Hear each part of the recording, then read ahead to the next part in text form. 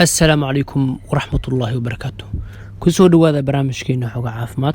برامجكا مانتا waxaan inkugu soo gudbin doonaa mowduuc muhiim ah kaasi oo ah qawidka ama tinea versicolor.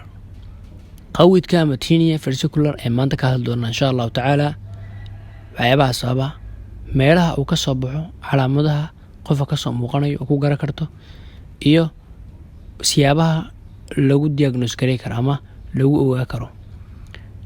waxaan marka hore ka codsanayaa insha Allah inaad subscribe asaarto haddii aad ku cusubto channelka muuqaalka aad like saarto. tinea versicolor ama qawidka waxaa keena fungal waana infectionada nooca ugu badan ee ku dhaca maqaarka.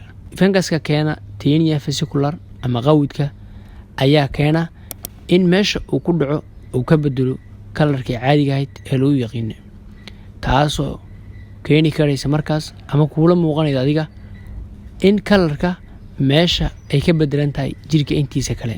wuxuu badanaa tinea versicolor ama qawidku ka soo muuqdaa xabadka, garbaha, qoorta ayuu badanaa ka soo muuqdaa, waana meelaha ugu badan ee fungaskan uu saameeyo. waxaa badanaa tinea versicolor ama qawidku uu ku badan yahay dadka dhalinyarada ah, sidoo kale dadka waaweyn uu ku dhici karaa. tinea versicolorka ama qawidka waxaa badanaa caawiya qorraxda. qofka dhididkiisu badan yahay ama jirkiisa oo ku badan tahay dufanku wuxuu uga nugul yahay dadka kale in uu qaado ama uu ku dhaco fungaskan keena qawidka. sida caadiga ma xanuun badan nabraha ama goobaha uu ku dhaco qawidku, sidoo kale ma ahan mid aad loo kala qaado, laakiin wuxuu qofka dhaxal siiyaa xaalad kalsooni xumo iyo in dadkaba uusan la mid ahayn. maxaa sababa tinea versicolor ama qawidka? waxaa sababasan hore u soo sheegnay fungal ayaa sababa, sidoo kale qayb ka qaadan kara in koritaanka fungaskaas oo jirkaada si fiican si fudud ugu koro. kulaylka, cimilada keenta dhididka ama huurka, maqaarka dufanka leh, hormoonska jirkaada oo iska bedelaan iyo difaacaada oo yaraada.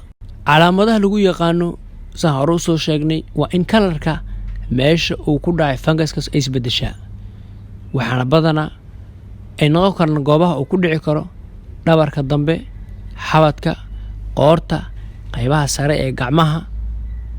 waxayna meelahaas u muuqan karaan meelo ka muuqda jirka intiisa kale oo macnaha kalar ahaan ka duwan. sida caadiga waxaa jira waxyaabo looga hortago qawidkan inuu jirkaada ku sii faafo, waxaana waxyaabahaas ka mid ah inaad isticmaasho maadada loo yaqaano selenium sulfate 25% lotion ah ama shaambo. sidoo kale waxaad isticmaali kartaa ketoconazole oo kareen ah ama shaambooyinka caadiga. itraconazole oo kaniini ayaa isticmaali kartaa. sidoo kale fluconazole oo ayaduna daawooyinka loogu talagalay ee la dagaalamaa fungalka ayaad isticmaali kartaa. haddii aad xanuunkan qabto fadlan hala wadaagin dharkaada, shukumaankaada, macawiistaada iyo go'aada, diracaada qof kale oo ka caafimaad qaba xanuunkan. waxaa laga yaabaa inuu xanuunkan qofkaasi sidaas ku qaasna, waana inaad ku dadaashaa nadaafadda jirkaada, isticmaashaa shaambooyinka, saabuunta jirka nadiifiya, sidoo kale daawooyinka aan ka soo hadalnana isticmaalaya. intaa ayaan ku soo gabagabeynaynaa barnaamijkeena xogaa caafimaad maanta. waad ku mahadsantihiin dhegeysigiina. fadlan subscribe inoo saara channelka, sidoo kale laagta ha ka ilaabina muuqaalka, siina sheer gareeya muuqaalkan.